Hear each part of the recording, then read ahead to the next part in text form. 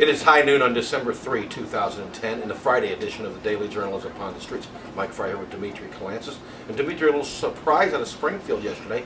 State Senator Gary Dahl, a Republican from Granville, resigned effective December 10 after 6 years in the House. Sure, yeah, it caught us by surprise. I know it caught Bob Thiemer by surprise, but he was able to get the story in. So always gets look the out story for in. it. Gary, kind of an interesting guy. One of the things he did is when the legislature was in session, he lived out of his camper home, his Winnebago down there in Springfield. Is that so, right?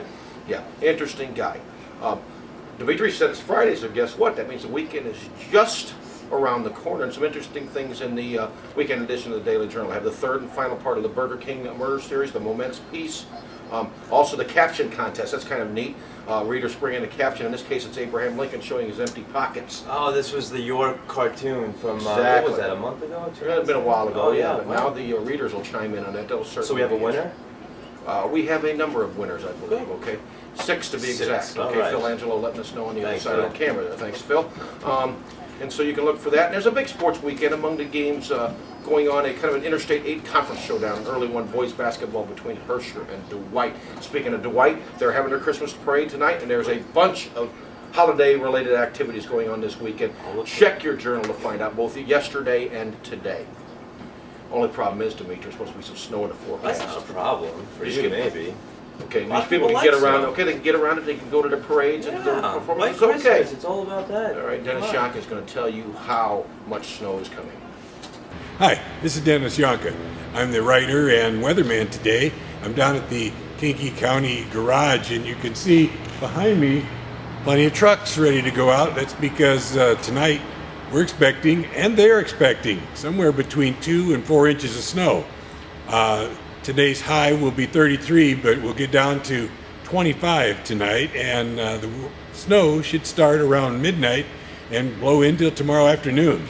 Tomorrow we may get a high up to 36 when the snow tapers off, and a low though tomorrow night of 16.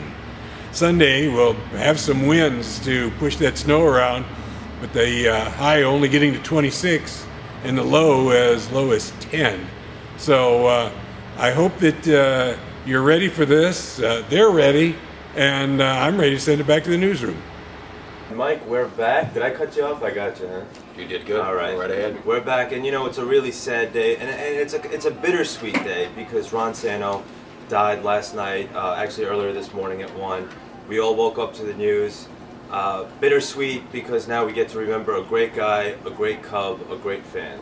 It's kind of funny here. Dimitri's a Mets fan. I'm a Cardinals fan. We both thought quite a bit of Ron Santo. Just Sure. a tremendous ball player. Fought through diabetes all his life. Played in 162 games many times, even though he did Yeah. have diabetes. And I certainly enjoyed him as a broadcaster, too. He might not have been extremely polished, but he was entertaining to listen to. Well, you know what? I'm going to come out and say it. He was downright awful at what he did. But because he was so personable, you really felt like you were listening to the ball game with your friend. That's true. And that's what I take away with Ron Santo. I really miss the guy. I remember a few years back, like you said, I'm a Mets fan. I was in a car listening to him call a game between the Mets. We were down by 4 runs.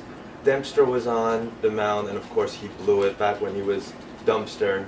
And oh God, Santo didn't complete one sentence. That whole inning. It was come on and this and that. But you know what? It was really a lot of fun. And I just want to say thanks, Ron Santo, for making that day special for me and special for all of us. So. Here, when we were driving up to Wisconsin one time, Cubs and Sox are on the radio playing over at the Cell, and Maglio Ordonez comes with the bat for the White Sox, and the Sox fans used to go, "Oleo, Maglio," and once they did that, Santo says, "Shut up! I can't stand that!" And I just loved it. I almost drove off the road laughing. It was so funny. Hey, And one last thing I want to say, Tim here, one of the editors, made a really great point about Harry Carey.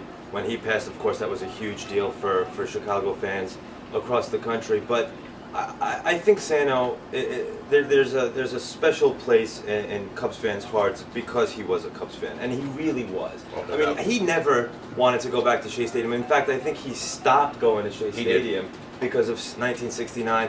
And you know what? Harry Carey wouldn't have done that. And he was a real homer, Ron Santo, and we're really gonna miss him. we sure will. All baseball fans will miss it. That'll do it for the news at noon today. You can subscribe to the Daily Journal by calling 815-937-3322.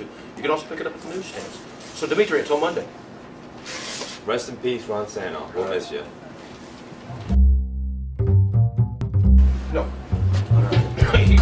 my distinct, my patented method